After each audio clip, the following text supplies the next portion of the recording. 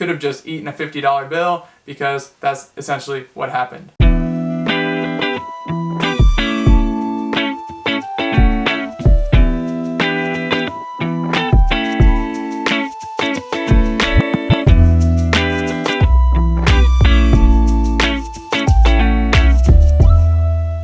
Hey, what's going on, bread chasers? My name is Josh, and in this video we're going to cover how I've personally been able to save about $25,000 in the past 8 months or so.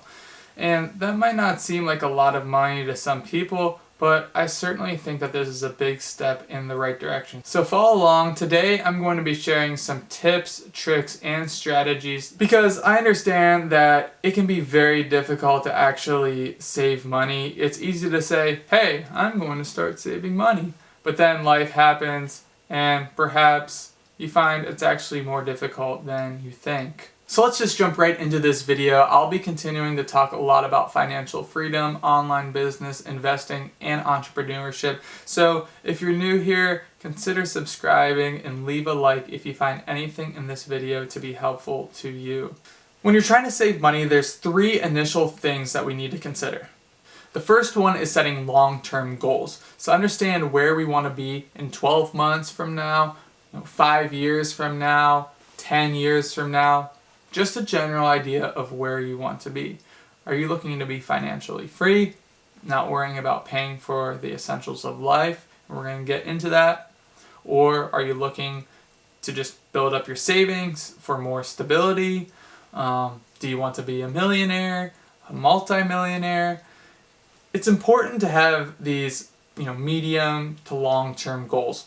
And so an example of a 12-month goal could be to build up your emergency fund, which should be about 3 to 6 months of expenses. Another goal could be to build up some cash for investing, or just to simply have enough money to pay for the bills. Let's just make sure these goals are realistic. But with that being said, always shoot for higher than you think. I'd say, something that is just out of reach, because we need motivation here. The next step is creating a personal budget, a monthly budget. There's plenty of apps and websites out there to use. Personally, I like Every Dollar, which helps you plan for literally every single dollar that comes in and out of your account. You could also just create a spreadsheet on Google Drive, or just write it down with paper and pen. It doesn't matter. The most important thing is having a budget and starting now. We need to figure out our monthly expenses and our total income. That way you can see where the money is coming in and where and when the money is coming out. And if you're not measuring inflow and outflow, you're going to have a lot of issues saving money. It sounds pretty obvious, but this is probably the most important step. How much are you spending on food? How much are you spending on all the other various expenses in life? Put yourself in a good position by starting a budget. Lots of people skip right over this step. They don't do it. Most are lazy. They feel like they don't need a budget. But I'm telling you, if you're trying to save, having a budget is a must. For me, there was a huge difference when I started using a budget. The final initial step is creating more specific goals. So before we had those broad goals, yearly goals, but now we need to create more specific short-term goals, monthly, weekly, daily goals. I want you to say, you know what, I'm going to be creating this budget, and now I'm going to save $1,000 this month, $500 this month, $100 this month. Whatever you can afford. Maybe it's $10,000 this month. A lot of it has to do with your income, so be realistic. Maybe start with small amounts and expand as you go on and get more experience with budgeting and making smarter financial decisions. So start a budget and set your savings goal. And now let's address the most essential needs.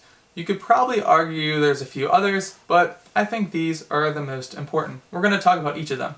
We got food, shelter, transportation, clothing, and health. So with food, we can't eat out. That's one that I've been struggling with. I used to eat out all the time. Shelter, not living somewhere super fancy and expensive. In my opinion, that would classify as a want. And when you're trying to save money, it's important to distinguish that we have wants versus needs. And it's okay to have some wants, but we need to realize that they're wants. The next essential is transportation. So cars are actually very expensive, and I'm going to get more into that.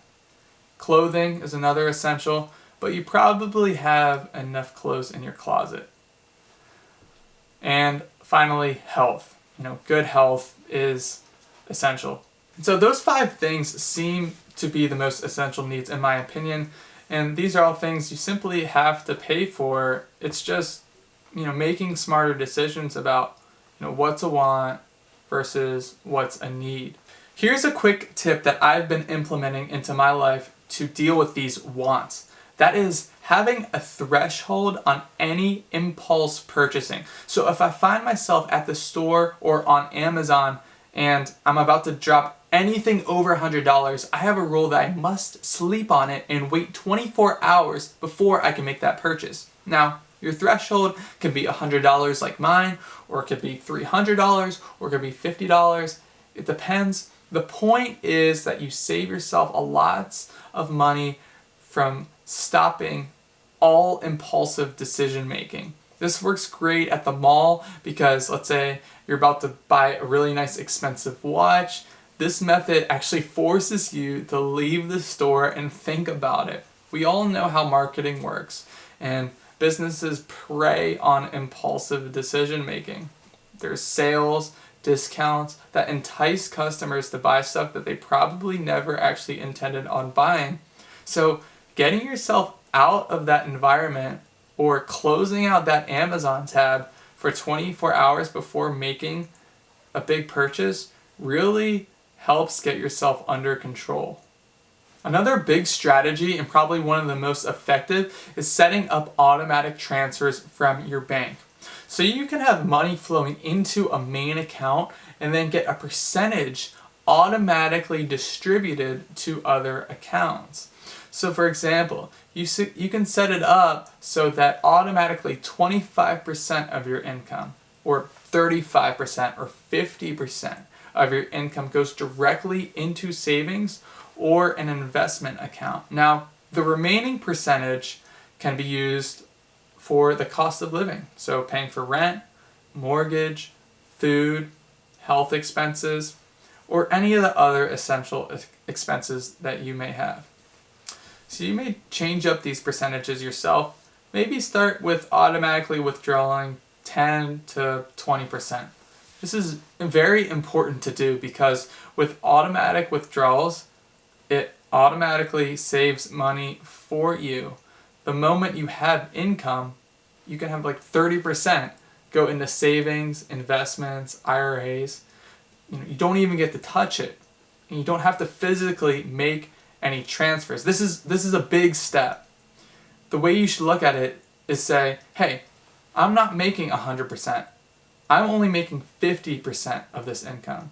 And it's a great way to save money and be more disciplined with your spending. But yeah, you should like this video right now because that's probably one of the biggest changes you can make to save more money. And hey, leave a comment down below with what you think is the ideal saving percentage. And maybe share what yours is. So going back to the 5 essentials, we can cut back on everything. Food, let's cut back. Food depreciates value as soon as you consume it. So if you spend $50 on a steak meal, you can't get any more value out of that meal once it's gone, right? So you basically could have just eaten a $50 bill because that's essentially what happened. A big tip is to stop eating out. Make your own food, consider buying store brands, and let's make this clear. Cutting back on food does not mean stop eating. Your health is important, so we want to make sure you're still eating healthy even when you're trying to save. Shelter is hard because you can't really avoid paying for it. The best way to cut costs is through roommates, or renting out a room through Airbnb, or even living with your parents. And if you're not interested in getting a roommate, or maybe you already have a roommate, consider cutting your cable bill or your cell phone bill, and do some research, because I'm sure you can find companies out there that are offering, what you're already paying for, for a cheaper price. If your cable provider is charging 2 to 3 times the competition, it's time to make a switch. We're trying to save money here. Transportation is another one that's kind of difficult to avoid. According to the Bureau of Labor Statistics, the cost of owning a car per year is about $8,500, which seems kind of outrageous, but I actually suggest you take a closer look at your budget to see exactly how much you've spent on transportation in the past 12 months. These are some of the expenses: auto insurance, vehicle expenses, gas, maintenance issues, registration costs, brakes, tires, speeding tickets. Listen, if you have Uber and Lyft in your area, you might want to reconsider your car. Public transportation is another option, or consider getting some fresh air and ride your bike around. In college, I didn't have a vehicle for a few years, and cars just simply cost a lot of money. And clothing is easy to cut back on. Again, you probably have enough clothes in your closet, but you have a natural human desire to always want more, so you need to control yourself. Something that can help with that is by unsubscribing from all these spam emails you might be getting from clothing companies. These sales can be tempting. Buy one, get one free. Save 40% on this. And if you get into these sales, you're not going to be saving money, you're going to be spending money. A lot of times these marketers will say things like Black Friday, 50% savings off a $200 coat. Well, that means you just spent $100 on a coat that you didn't really need, and you didn't save anything. So the best way to save is not to spend. Now, if you do need clothes, check out Salvation Army, Goodwill. You'll find some great deals there. There's no shame. I've done it in the past, and hey, you can still find some great brands and some great quality clothes. So, a lot of people in this world just donate their clothes because maybe they outgrew it or they only wore it one time. So, definitely consider that for clothing. It's going to help you save a lot of money. And lastly is health. The best way to cut back on this is to simply just make sure you're taking care of yourself. Medical bills are expensive, so you want to avoid these at all costs. Eating healthy helps avoid visits to the doctor. Stay active, work out, keep yourself in good physical condition. Of course, there are some things that are unavoidable, so it's a good idea to save now, because you simply can't predict the future, right? So savings helps build an emergency fund for unexpected occurrences.